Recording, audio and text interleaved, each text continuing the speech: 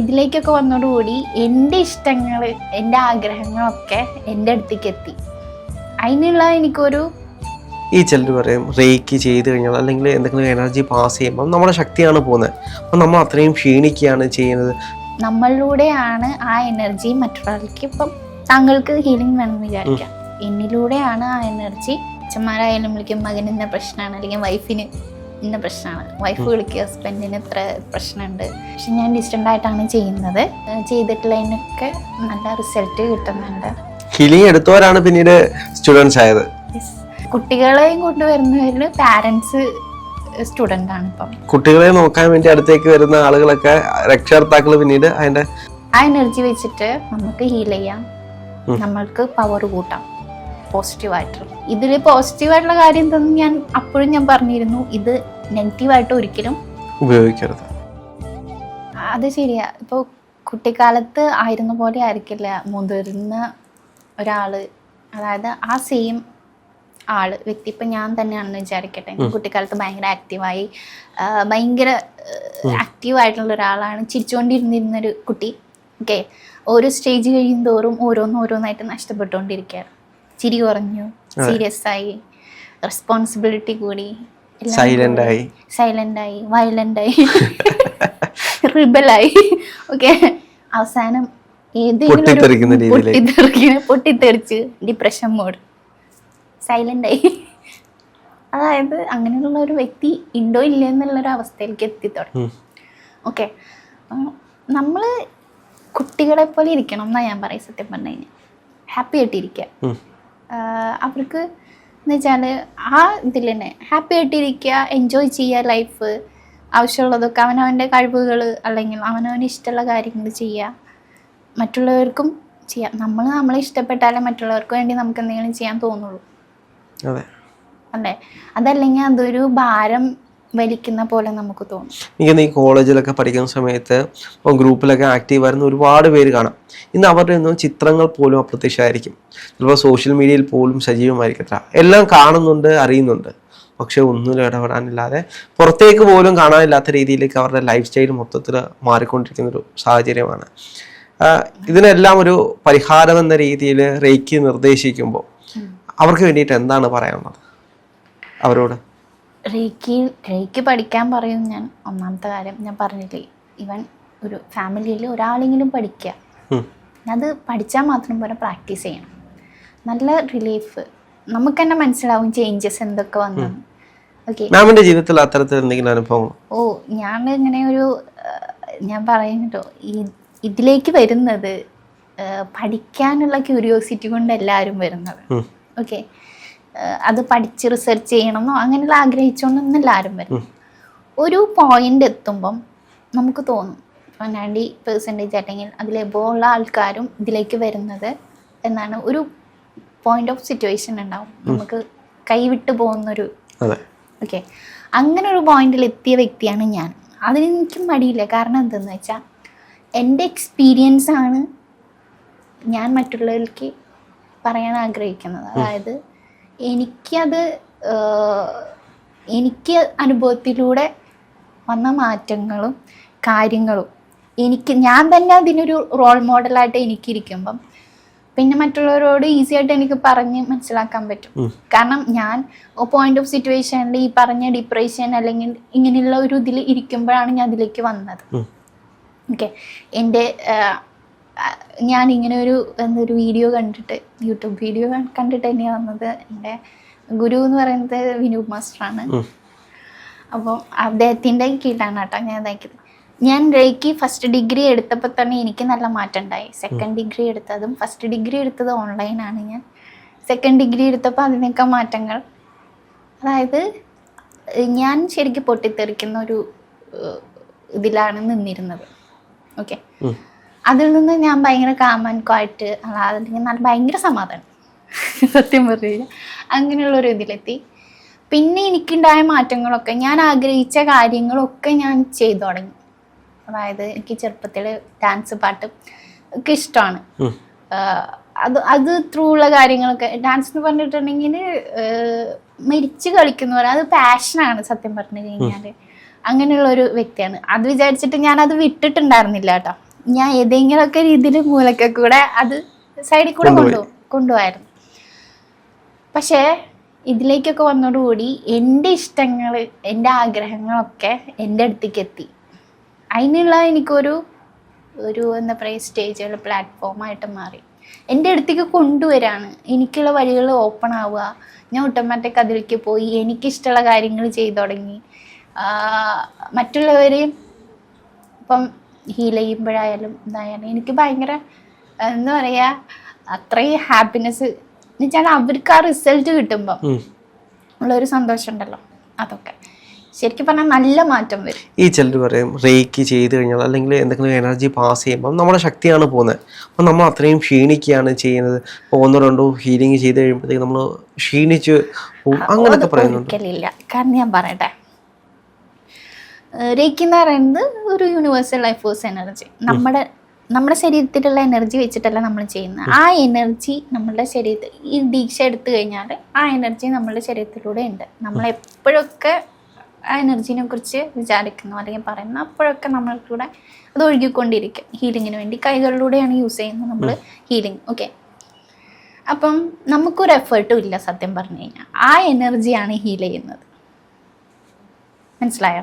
നമ്മൾ ജസ്റ്റ് എന്താണ് വേണ്ടത്, അല്ലെങ്കിൽ ആ വ്യക്തിക്ക് അല്ലെങ്കിൽ എനിക്കെന്താണ് വേണ്ടത്, ഇന്നതാണ് പ്രശ്നം, അത് മാറ്റി തന്നു, ഗ്രാറ്റിറ്റ്യൂഡ് പറയാം, ഹീലിംഗ് കൊടുക്കുക. ഓക്കെ, എവിടെയൊക്കെയാണ് ഹീലിംഗ് കൊടുക്കണമെന്ന് വെച്ചാൽ അവിടെയൊക്കെ കൊടുക്കുക. അത് ഡിസ്റ്റൻ്റ് ആയാലും ശരി, ഓൺലൈൻ മീൻസ് ഡയറക്റ്റ് ആയാലും സെയിം തന്നെയാണ്. ഒന്നും കാണുന്നില്ല എന്നുള്ള വ്യത്യാസം മാത്രമേ വരുന്നുള്ളൂ, പക്ഷെ നടക്കും. ഇനി നമ്മളുടെ എനർജി എന്ന് പറയുന്നത്, പണ്ട് എൻ്റെ അച്ഛൻ്റെ അമ്മ ഓക്കെ ഇങ്ങനെ കാലൊക്കെ കഴിച്ചു കഴിഞ്ഞാൽ എന്നോട് വന്നിട്ട് തരാൻ പറയും. ഓക്കെ, അന്ന് നമ്മൾ രേക്കൊന്നും പഠിച്ചുള്ള കുട്ടിയാണ് കേട്ടോ. നമ്മൾ കുറച്ച് നേരമൊക്കെ തടവി കഴിഞ്ഞ് കഴിയുമ്പോൾ നമ്മുടെ കൈയൊക്കെ കഴിച്ചു തുടങ്ങും. ഓക്കെ, അന്നത്തെ ദിവസം എനിക്ക് ഉറങ്ങാൻ പറ്റാറില്ല. ആ എനർജി ഉണ്ടല്ലോ, ആ എനർജി, ആ കൊടുത്ത എനർജി നമ്മുടെ എനർജി, ആ എനർജി വെച്ചിട്ടാണ് നമ്മൾ അവർക്ക് കൊടുത്തത്. അവരുടെ ആ വേദന മാറ്റാൻ നമ്മൾ നമ്മുടെ എനർജി എടുത്തിട്ടാണ്, നമ്മളുടെ ശരീരത്തിലെ എനർജി എടുത്തിട്ടാണ് നമ്മൾ യൂസ് ചെയ്തത്. അതുകൊണ്ടാണ് നമുക്ക് ആ പെയിൻ വരുന്നത്. റേക്കിൽ എന്ന് പറയുമ്പം ആ എനർജി, റേക്കി എന്ന ആ എനർജിയാണ് ഹീലിംഗ് ചെയ്യുന്നത്, അല്ലെങ്കിൽ അതിനെന്താന്ന് വെച്ചാൽ പ്രവർത്തിക്കുന്നത്, നമ്മളല്ല. അങ്ങനെ നമ്മൾ ഹീൽ ചെയ്യുമ്പോൾ നമുക്കാണ് പ്രശ്നം വരുന്നതെങ്കിൽ നമ്മൾ യൂസ് ചെയ്തിരിക്കുന്നത് എന്തായിരിക്കും? നമ്മുടെ എനർജി എടുത്തിട്ടായിരിക്കും യൂസ് ചെയ്തിരിക്കും. അപ്പൊ അങ്ങനെയല്ല, ഇത് എഫേർട്ട്ലെസ് ആണ്, നമുക്ക് ഒരു എഫേർട്ടും എടുക്കണ്ട. അതുകൊണ്ടാണ് ഇത്രയും ഹീലിംഗ് ചെയ്ത് കഴിഞ്ഞാലും ഹാപ്പി ആയിട്ട് ഇരിക്കാൻ കഴിയുന്നത്. കാരണം നമ്മളിലൂടെയാണ് ആ എനർജി മറ്റൊരാൾക്ക്, ഇപ്പം താങ്കൾക്ക് ഹീലിംഗ് വേണമെന്ന് വിചാരിക്കാം, എന്നിലൂടെയാണ് ആ എനർജി താങ്കൾക്ക് വരുന്നത്. ഓക്കെ, അപ്പൊ ആദ്യം എനിക്ക് ഹീലിംഗ് നടക്കും, അത് കഴിഞ്ഞിട്ടാണ് താങ്കൾക്ക് ഹീലിംഗ് നടക്കുന്നത്. അത് കഴിഞ്ഞിട്ട് വീണ്ടും എനിക്ക് ഹീലിംഗ് നടന്നിട്ടാണ് അത് ക്ലോസ് ചെയ്യും നമ്മൾ. ഓക്കെ, അതായത് ആ എനർജി എന്നിലൂടെയും പ്രവർത്തിക്കുന്നുണ്ട്. അപ്പൊ ഞാനെങ്ങനെയാ വീക്കാവുക? മനസ്സിലായോ? ഹീലിംഗ് ഓട്ടോമാറ്റിക് നടക്കുകയാണ്. ഞാനൊരു എന്താ പറയുക, ഒരു മീഡിയ ആണ്. ഈ എനർജിക്ക് പാസ് ചെയ്യാനുള്ള, ഇന്നാളിലേക്ക് താങ്കൾക്ക് ഇപ്പോൾ പാസ് ചെയ്യാനുള്ള ഒരു മീഡിയേറ്ററാണ് ഞാൻ, മീഡിയേറ്ററായിട്ടാണ് നിൽക്കുന്നത്. അപ്പം നമ്മൾ ഹീലിംഗ് കൊടുക്കുമ്പോൾ ഞാൻ ത്രൂ ആണ് ആ എനർജി അങ്ങോട്ട് വരുന്നത്, അത്രേ ഉള്ളൂ. അതല്ലാതെ എൻ്റെ എനർജി അല്ല വരുന്നത്. അപ്പം ഹീൽ ചെയ്യുന്ന ആൾക്ക് പ്രത്യേക വിഷയങ്ങളൊന്നും വരികയില്ല. ഇല്ല. പിന്നെ ഒരാൾ വേണ്ടാന്ന് വിചാരിച്ചു കഴിഞ്ഞാൽ ആ ആൾക്ക് ഒരിക്കലും റേക്കി എനർജി പോവില്ല. അതായത് ഇപ്പം റേക്കി പഠിക്കാനുണ്ട് അല്ലെങ്കിൽ ഹീലിംഗിനായിട്ട് ഒരാൾ വരികയാണ്, അയാൾക്ക് പക്ഷെ അതിലൊന്നും വിശ്വാസമില്ല, എനിക്കിത് വേണ്ട, എനിക്ക് വേണ്ടാന്ന് മനസ്സിൽ ഫാമിലി ആരെങ്കിലും ഒക്കെ നിർബന്ധിച്ച് കൊണ്ടുവന്നിരുത്തി കഴിഞ്ഞാൽ അവർക്ക് റേക്കി വലിക്കത്തില്ല. ആളുടെ മനസ്സിൽ ആള് വിചാരിച്ചിട്ടുണ്ട്, അല്ലെങ്കിൽ എനിക്കിതൊന്നും വലിക്കത്തില്ല, എനിക്കിത് വിശ്വാസമില്ല എന്ന് പറഞ്ഞിട്ട് നമ്മളത് ഹീലിംഗ് കൊടുത്താൽ, അത് ഞാൻ ഇവിടെ തലകുത്തി നിന്നിട്ട് കൊടുത്താലും അവർക്ക് ഏൽക്കില്ല. അതാണ് വേണം എന്നുള്ളിടത്തേക്ക് അത് പോവുള്ളൂ. അതുകൊണ്ട് തന്നെ പലരും ഇപ്പം മക്കളെ ഹീൽ ചെയ്യാൻ, അല്ലെങ്കിൽ ഹസ്ബൻഡിനെ അല്ലെങ്കിൽ വൈഫിനെ ഒക്കെ ഹീൽ ചെയ്യാൻ വേണ്ടിയിട്ട് വിളിക്കും. അപ്പോൾ അവർക്ക് അറിയാലോ, അവരുടെ ഫാമിലിയിലുള്ള തന്നെയാണല്ലോ, കുട്ടികളായാലും അല്ലെങ്കിൽ മുതിർന്നവർ ഏജ്ഡ് ആയിട്ടുള്ളവരായിരിക്കും മിക്കവാറും. കുട്ടികളുടെ കാര്യത്തിന് ഈസിയാണ്, അവർ ഉറങ്ങുമ്പോഴാണ് നമ്മൾ ഹീലിംഗ് കൊടുക്കുന്നത്. ഓക്കെ, കാരണം അവരോട് എണീറ്റിരിക്കുക, റിലാക്സ് ചെയ്തിരിക്കുക എന്നൊന്നും പറഞ്ഞിട്ട് കാര്യമില്ല. അവരുടെ കോൺസെൻട്രേഷൻ അവിടെ ഇവിടേക്കൊക്കെ പോകും. അതുകൊണ്ട് തന്നെ നമുക്ക് അവർ ഉറങ്ങുമ്പോൾ ചെയ്യുന്നതായിരിക്കും ബെറ്റർ. പക്ഷെ മുതിർന്നവരുടെ ഇതിൽ ഇങ്ങനെ പറഞ്ഞ കേസുകൾ, അതായത് അവർക്ക് വിശ്വാസമില്ല, മകന് വിശ്വാസമില്ല, ഇപ്പം മകന് പ്രശ്നമുണ്ട്, പക്ഷെ ഇപ്പം കരിയറോ അല്ലെങ്കിൽ വേറെ എന്തെങ്കിലും ഇഷ്യൂ ആയിരിക്കും. അപ്പം അമ്മ വിളിച്ചിട്ട് പറയും മകന് ഇന്നതാണ് ഇഷ്യൂ, ഓക്കെ, അപ്പം അവനൊന്ന് ഹീൽ ചെയ്യണം, അവന് ഇതിലൊന്നും വിശ്വാസമില്ലാത്തതാണ്, അപ്പം അതുകൊണ്ട് ഞാൻ ചോദിക്കുന്നില്ല. ഓക്കെ, ചോദിച്ചു കഴിഞ്ഞാൽ അവൻ നോ പറയും. അപ്പം പിന്നെ ചെയ്തിട്ട് കാര്യമില്ലല്ലോ. അപ്പം ഞാനും പറയും, ഫോട്ടോ ഒക്കെ വാങ്ങി ഹീൽ ചെയ്ത് കൊടുക്കാറുണ്ടല്ലോ. ഞാൻ ഫോട്ടോ വാങ്ങിക്കാറുണ്ട്. അതെന്ന് വെച്ചാൽ നമുക്ക് ഫോട്ടോ ഇല്ലാണ്ടും ചെയ്യാം, പേര് പറഞ്ഞ് സങ്കല്പിച്ച് ചെയ്യാം. കാരണം ഈ എനർജിക്ക് ഇപ്പം ഒരു ബാരിയേഴ്സും ഇല്ല, എവിടെ വേണേലും പോകും, എവിടെ വേണേലും എത്തും. ഓക്കെ, സമയമോ കാലോ ഒന്നും ഒരു പ്രശ്നമല്ല, നമ്മൾ വിചാരിച്ചിട്ട് ചെയ്താൽ മാത്രം മതി. പക്ഷെ നമുക്ക് ഓരോ സ്റ്റൈൽ ഉണ്ടല്ലോ, അതായത് ഓരോ വിശ്വാസം, ഞാൻ പറഞ്ഞില്ലേ മൈൻഡിൽ ഓരോ വിശ്വാസം. അപ്പം എൻ്റെ മൈൻഡിലുള്ള ഒരു വിശ്വാസം, ഞാൻ ഫോട്ടോ കിട്ടിക്കഴിഞ്ഞാൽ എനിക്ക് ജസ്റ്റ് ഇമാജിൻ ചെയ്യാം മൈൻഡിൽ ഇന്നാളെ കിട്ടി, ഓക്കെ, അപ്പം ആൾക്ക് വേണ്ടി ഹീലിംഗ് നമ്മൾ കൊടുക്കുമെന്ന് പറഞ്ഞിട്ട് ഹീലിംഗ് ചെയ്യും. അങ്ങനെ ചെയ്യുന്നുണ്ട്. ഇപ്പം അച്ഛന്മാരായാലും വിളിക്കും മകന് ഇന്ന പ്രശ്നമാണ്, അല്ലെങ്കിൽ വൈഫിന് ഇന്ന പ്രശ്നമാണ്, വൈഫ് വിളിക്കുക ഹസ്ബൻഡിന് ഇത്ര പ്രശ്നമുണ്ട്, കുറച്ച് നാളായിട്ട്, അപ്പം ആൾക്ക് ഇതിലൊന്നും വിശ്വാസമില്ല, ചെയ്യാന്ന് പറയാൻ നമ്മൾ ചെയ്യും. പക്ഷെ അവരും ഉറങ്ങുമ്പോഴേ നമുക്കിപ്പോൾ ചെയ്യാൻ പറ്റുള്ളൂ, കാരണം അവരറിയാണ്ടാണ് നമ്മൾ ചെയ്യുന്നത്. അതുകൊണ്ട് ഞാൻ ഫോട്ടോ വാങ്ങിച്ചിട്ടാണ് ചെയ്യുക. ഞാൻ ഡിസ്റ്റൻ്റ് ആയിട്ടാണ് കൂടുതൽ ഹീലിംഗ് കൊടുക്കുന്നത്. പക്ഷെ പലർക്കും ഭയങ്കര ചിലവർ വിളിച്ചിട്ട് ചോദിക്കും ഇത് എത്തുമോ, നിങ്ങൾ ചെയ്യുന്നുണ്ടോ എന്നൊക്കെ ചിലവർ ചോദിക്കാറുണ്ട്.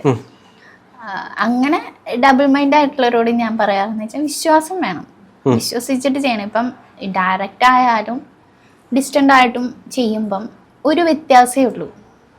എന്താണ്, ഡയറക്റ്റ് ആകുമ്പോൾ കാണാം, ഞാനിവിടെ വെക്കുന്നത് കാണാം, ഞാൻ ചെയ്യുന്നത് കാണാം, അത്രേ ഉള്ളൂ. ബാക്കി സെയിം ആണ് പ്രൊസീജിയേഴ്സൊക്കെ. പക്ഷെ ഞാൻ ഡിസ്റ്റൻ്റ് ആയിട്ടാണ് ചെയ്യുന്നത്, ചെയ്തിട്ടുള്ളതിനൊക്കെ നല്ല റിസൾട്ട് കിട്ടുന്നുണ്ട്. അതുകൊണ്ട് തന്നെ ഇപ്പം ആൾക്കാർക്ക് അങ്ങനെയുള്ളൊരു ഇതില്ല. ഈ ഹീലിംഗ് എടുത്തവരും ഇപ്പോൾ പഠിച്ചു തുടങ്ങി. ഹീലിംഗ് എടുത്തവരാണ് പിന്നീട് സ്റ്റുഡൻസ് ആയത്. കുട്ടികളെയും കൊണ്ടുവരുന്നവരിൽ പാരൻസ് സ്റ്റുഡൻ്റ് ആണ്. ഇപ്പം കുട്ടികളെ നോക്കാൻ വേണ്ടി അടുത്തേക്ക് വരുന്ന ആളുകളൊക്കെ രക്ഷകർത്താക്കൾ പിന്നീട് അതിന്റെ സ്റ്റുഡൻസ് ആയിട്ട് മാറുകയാണ്. അപ്പം അതായത് ഈ കുട്ടികളെ ഞാൻ ഫോക്കസ് ചെയ്യുമ്പോഴും പാരൻസ് ഓക്കെ ആണെങ്കിൽ മാത്രമേ എനിക്ക് അവരെ ഇതാക്കാൻ പറ്റുള്ളൂ. പക്ഷെ പല പാരൻസിനുള്ള പേര് ഇത് കുറെ പഠിക്കാനുണ്ടോ, എക്സാം ഉണ്ടോ എന്നുള്ള ചോദ്യങ്ങളാണ് വരുന്നത്. അതായത് സ്കൂളിൽ കുട്ടികളോട് പഠിക്കണം എന്ന് പറഞ്ഞു കഴിഞ്ഞിട്ടുണ്ടെങ്കിൽ എന്താണ്, അവരുടെ മൈൻഡിൽ കുറെ എഴുതാനുണ്ട് എക്സാം. പക്ഷെ അതല്ല, അതൊന്നുമില്ല. ഇതിൽ പഠിക്കാൻ എന്ന് പറയാൻ പ്രാക്ടിക്കലാണ്. അവരോട് കുട്ടികളോട് പറയേണ്ടത് പാരൻസ്, നമ്മളൊരു സിനിമ കാണുമെന്ന് വിചാരിക്കുക, സ്പൈഡർമാൻ, സൂപ്പർമാൻ, അതെന്താണ് പവർ? പോസിറ്റീവാണ്. ഒരു ഹെൽപ്പ് ചെയ്യുന്നു, രക്ഷിക്കുന്നു, അങ്ങനെയുള്ള കാര്യങ്ങളല്ലേ ചെയ്യുന്നത്. അതുപോലെ തന്നെ നമുക്ക് ഒരു എനർജി, ആ എനർജി വെച്ചിട്ട് നമുക്ക് ഹീൽ ചെയ്യാം, നമ്മൾക്ക് പവർ കൂട്ടാം, പോസിറ്റീവായിട്ടുള്ള. അത്രയും പറയാൻ പാടുള്ളൂ കുട്ടികളോട്.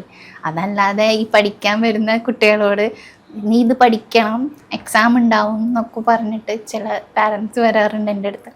അങ്ങനെ പറഞ്ഞിട്ട് കാര്യമില്ല. കുട്ടികളെ പഠിപ്പിക്കുമ്പോൾ അവരുടേതായിട്ടുള്ള ലോകത്ത് പോയിട്ട് പഠിപ്പിക്കണം. ഞാൻ ഈ പറഞ്ഞ എക്സാമ്പിൾസ് ഒക്കെ ഈ കുട്ടികളോട് പറഞ്ഞിട്ട് വല്ല കാര്യമുണ്ടോ? ഇല്ല.